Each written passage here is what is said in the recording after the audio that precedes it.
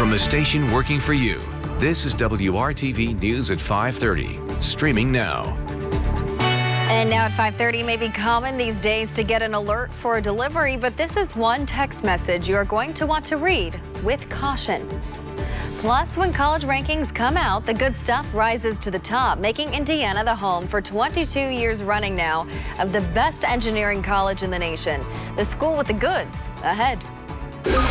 Topping our lineup, marijuana is still not legal on the federal level. A first-of-its-kind vote is happening soon in the U.S. House. We're going to take a look at the impact that it could have.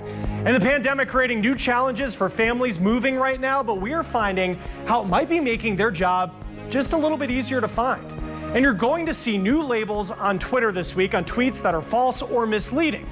The goal is to stop election misinformation. We're taking a look at if these labels will actually be effective. It could be a major change in how policies are created governing Indianapolis Metro Police. The City County Council is scheduled to vote tonight on a change to the police department's General Orders Committee. Right now, the committee is made up of 3 people with close ties to police. 2 are appointed by the police chief, while the 3rd is named by the Police Officers Union.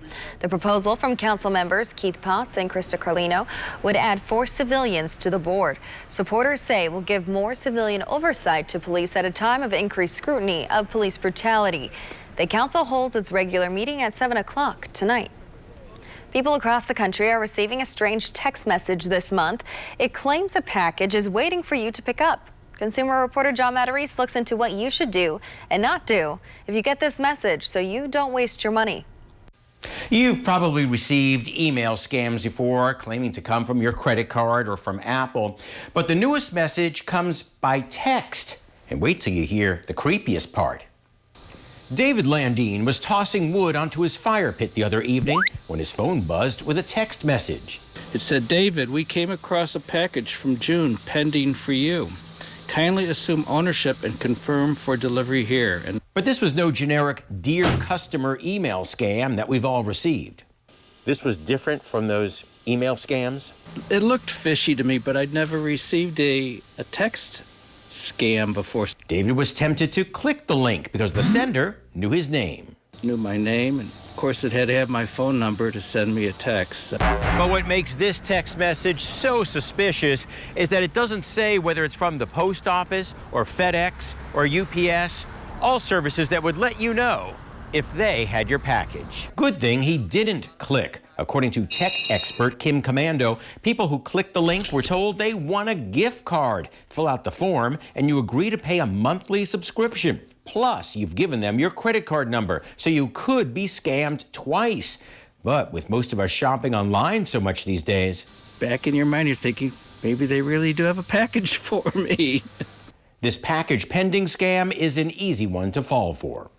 Police believe the sender may have purchased your name from a data breach, but they don't have your other personal info unless you give it to them, so don't waste your money. I'm John Matarese, WRTV. Thank you, John. Well, we've been enjoying a lot of sunshine here for this Monday, but as we look at the view from Bloomington, you also notice it's a little filtered out there, a little bit of a milky sky because we've got some of that smoke from those western wildfires, and that expands right on into the downtown area, where our temperature's at 77 there in Bloomington, though, the lower 80s, while it's 73 in Kokomo. We've got a little bit of a breeze, and it's out of that northeast direction, so that's keeping the humidity low right now at 15 miles per hour in the Circle City. Radar, nice and quiet. Really not expecting to see much on radar here over the next several days. As we widen out the view, you can see the nearest rain. That's into portions of the Carolinas. And of course, that's moving away from central Indiana. So this evening, it will be a very nice one for us. With those clear skies, our temperatures do start to drop off a little bit. We're at 70 degrees here at 9 o'clock. We'll get down into the middle 60s as we approach midnight. And by tomorrow morning, a couple of you might want to take that jacket along for a little while. We'll have temperatures right around 50 degrees in Peru and Muncie, 53 in Indy. We'll take you hour by hour through your Tuesday in just a few minutes. Chris? Deadly wildfires have burned more than 4.5 million acres in California, Oregon, and Washington state. Crews are looking for dozens of people who have gone missing. Many have also evacuated. Gives you a feeling of helplessness, and you don't know who to turn to or where to go and what to take from the home. Now, leaders in California are hoping the weather can help crews. Let's top the news feed with the trial for a potential coronavirus vaccine now back on in the UK. Oxford University and AstraZeneca's study was suspended after a reported possible side effect in a patient. The university says regulators gave the restart approval after a review. Meanwhile, Pfizer is expanding its phase 3 trial. The company says it will test 44,000 people. That's up from their original 30,000. They will also expand to patients as young as 16. Drug maker Eli Lilly says its rheumatoid arthritis drug shortened recovery times for COVID patients who are also taking the drug remdesivir. Now it's called Olumiant. Now the combo of the two drugs cut recovery time by about a day. But one of the most iconic signs of the holiday season is coming earlier this year. The Salvation Army's annual Red Kettle campaign is kicking off right now. Normally starts around Thanksgiving. The pandemic, though, has created several new challenges. The Salvation Army has seen an extraordinary increase in the amount of need in America. The Salvation Army expects requests for assistance over the holidays will increase 155%. Now that means helping an additional 4 million families. But on top of that, some of the hurdles that they may be facing, just think of how few people are actually going to stores on foot, and also less people are carrying spare change because of that national coin shortage. So they are hoping that you can donate online or by texting the number you see right there on your screen. It's important to note that the money that you donate does stay in your community. So individuals are always giving to their neighbors when they give to the Salvation Army. 82 cents of every dollar that comes in will go directly to those in need. Now, the Red Kettle funds help families pay for rent, food, clothes, and toys. Donations have been steadily declining over the last few years. You can visit rescuechristmas.org to see the ways to donate and volunteer. All right, still ahead in our lineup today, marijuana is still not legal on the federal level. We're taking a look at a historic vote that is set to come up in the U.S. House.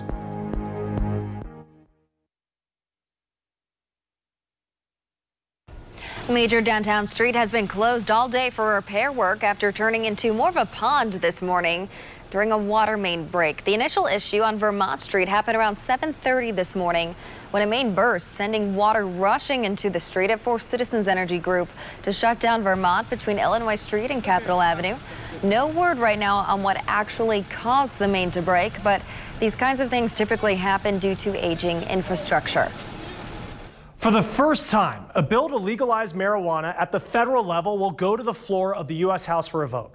The Marijuana Opportunity Reinvestment and Expungement Act, also known as the MORE Act, would remove marijuana from the list of scheduled substances under the Controlled Substances Act.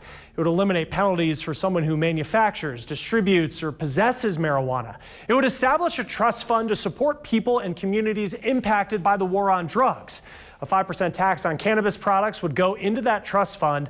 The MORE Act would also eliminate previous convictions for federal cannabis offenses. The MORE Act would actually erase past convictions for marijuana offenses, opening up opportunities to jobs, housing, education, things that could help people. But it would also make it so that people will no longer be denied federal benefits because of marijuana activity.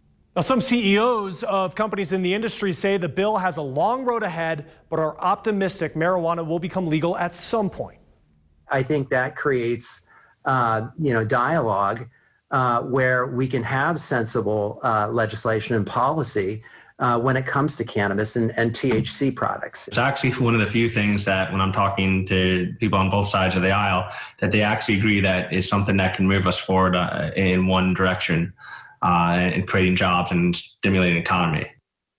Studies show that more people support the legalization of marijuana. A 2019 Gallup poll showed majority support across major political parties for legalizing marijuana. 51% of Republicans are in favor of it, 68% independents, and 76% of Democrats. A vote on the MORE Act is expected to happen next week. If it passes the Democratic-controlled House, it does face a challenge in the Republican-controlled Senate.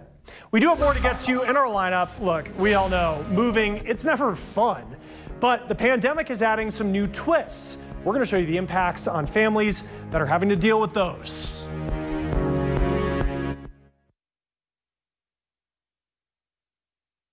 People in one neighborhood say air pollution has been making families in their community chronically sick for years. They told Alexa Liacco they think the pollution came from a refinery just blocks away. For each step on his morning run, Rodney Everett takes a deep breath. The air in his lungs is fresh for the first time in 50 years. A welcome change. You come out in the morning and see the sky when it's yellow, and you smell the smell. The smell came from the largest oil refinery on the East Coast, a few blocks from Everett's South Philadelphia neighborhood. This here little pocket right here is called the Forgotten Bottom. A forgotten community tucked in the shadows of the refinery that operated for 157 years. It was able to operate because it was kept in the dark for so long. The refinery was emitting chemicals into the sky, that stifling, rotten smell becoming a slow-moving poison. We buried 9 people in 1 month. And these were young people. Everett says he's fortunate his health problems are manageable. Others aren't so lucky. Diabetes, heart disease, learning disabilities, cancer. So they really damaged this neighborhood, this community. Kylin Johnson and her family live just a few blocks from Everett. Her body took in that same air since she was a little girl. About the age 8, I was diagnosed with asthma. At the age of 46 is when I came down with cancer. Gallbladder cancer. The Environmental Protection Agency found the refinery was silently emitting high levels of benzene, a known cancer-causing chemical. When the community finally found out the science behind the sickness, they formed an activist group called Philly Thrive. What do we want? What do we want now? It was the anger that inspired me to go out there. You're gonna be angry about something, like John Lewis said, find good trouble. And this was good trouble. And it wasn't just about stopping the pollution. Philly Thrive fought to separate this historically low-income neighborhood from a past of prejudice. One worker told me how they looked at the people that lived around that refinery. And when they used the word monkeys, we know there's that racism there, there's no doubt about it. But I say it like this, you pollute the air, you hurt the ozone, you don't have to worry about whether you're rich, poor, black, white, Asian, they don't care. Where your air is going, everyone's going. Last summer, there was a fire and an explosion that eventually shut this refinery down. But a few months later, a new company came in and purchased the refinery. So now all the neighbors and Philly Thrive say their fight for clean air is starting again. We're not willing to let nobody else come in here and step on us. The new company is pledging to eventually redevelop the land, an offer giving Rodney and his neighbors some hope that we're no longer forgotten. They know we're here. Here to say enough is enough, and to make sure this load doesn't become a heavier burden to carry. I'm Alexa Liacco. Not only is Indiana still home to the #1 engineering college in the nation, but it's a longtime honor that continues this year. Rose-Hulman Institute of Technology has been ranked at the top of the rankings in the U.S. News and World Report's 2020 Best Colleges Guide. It's #1 overall for engineering colleges focused on bachelor's and master's level education. And 5 academic departments also earned top ranks in education categories. And just so you know, Rose-Hulman's early action deadline to apply for the 2021-2022 school year is November 1st. Kyle.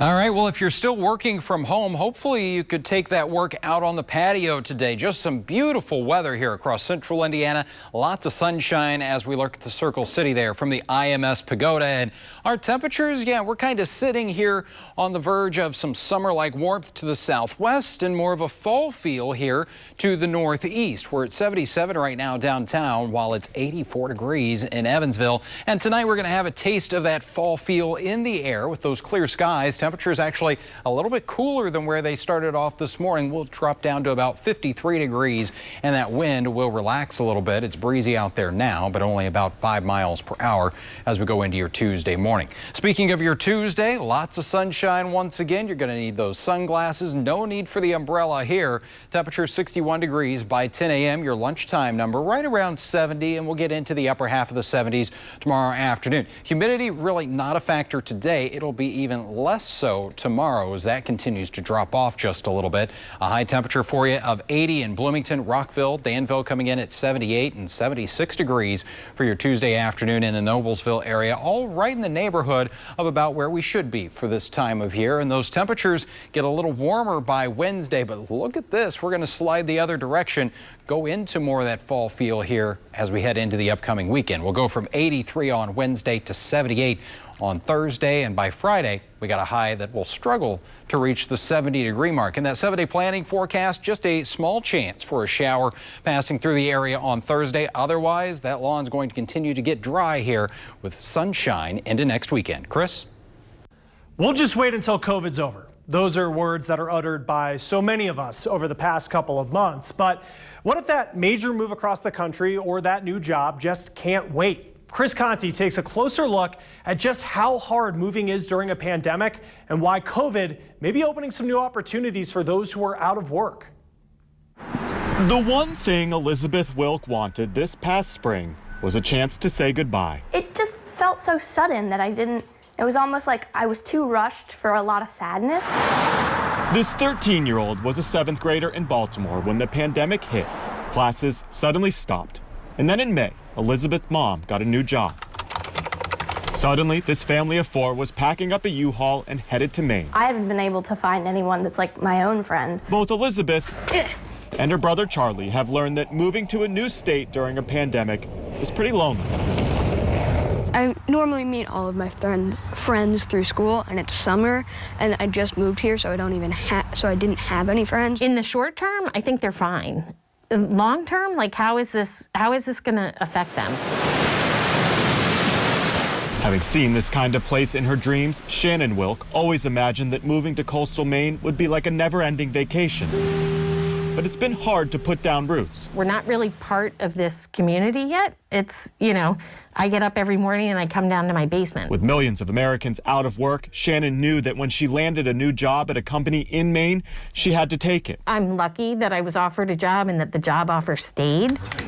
Theirs is just one story in the American struggle to cope with COVID. Play with my friend Nico a lot. Major life plans panning out in different ways than we imagined. There comes a point where you have to make the decision, are we going to go or not?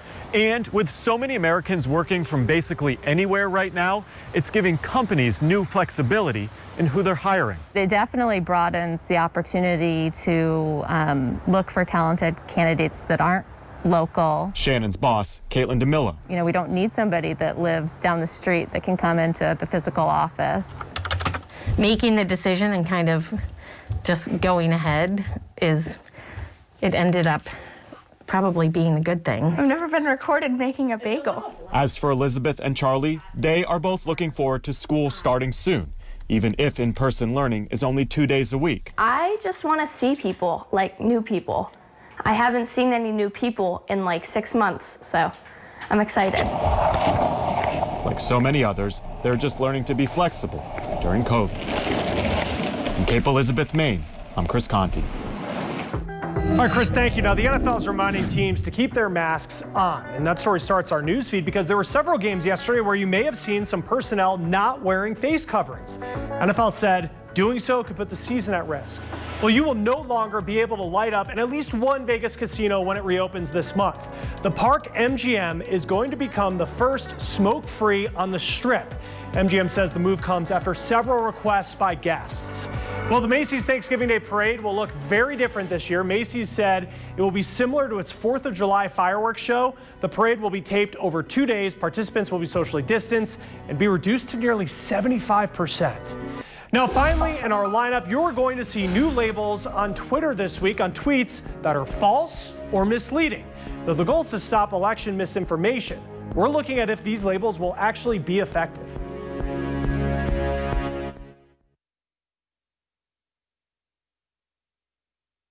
This week, Twitter's enacting new rules aimed at curbing election misinformation. It will more aggressively hide or add fact-check labels to tweets that are false or misleading. And that goes for tweets about rules, rigging, and even premature claims about the results on election night. Twitter did not say how it will decide which tweets get removed versus which ones get labeled. Tweets that are labeled, well, they'll have reduced visibility, but if you're a follower of that account, you could still retweet it. An assistant professor of communication tells us that the labels alone are not effective at stopping the spread of misinformation. A lot of research showed that when you say a statement is not true, after a while, what people remember is just a statement. They forget the not true part. Now, it can help to add more context. The best solution is the most difficult, teaching people to be better media consumers so they know how to spot credible sources on their own. Now, in some cases, the labels could actually make things worse. It's not only out there, but maybe when it's tagged as misinformation, people will feel more comfortable sharing it, because now they can criticize it, right? I mean, without spreading misinformation. But in fact, they do spread misinformation. They spread misinformation that has a little tag on it saying that it's wrong. Now, censoring tweets also brings up concerns over who should get to decide what's true. And while they may be acting in good faith, experts say, remember that social media companies are still profit-driven. Well, we continue to see more destruction from the wildfires in California. Tomorrow, how the flames are slowing the comeback of some endangered birds. We've got some more very nice weather here for the middle of September, soaking up some sunshine Tuesday afternoon. After that cool start in the lower 50s, we'll make it to 78 for that afternoon high. Briefly back into the 80s on Wednesday with a small chance of rain to follow there on Thursday, and then that fall feel heading into next weekend. Thanks for joining us here at 5:30. The news at 6 starts now.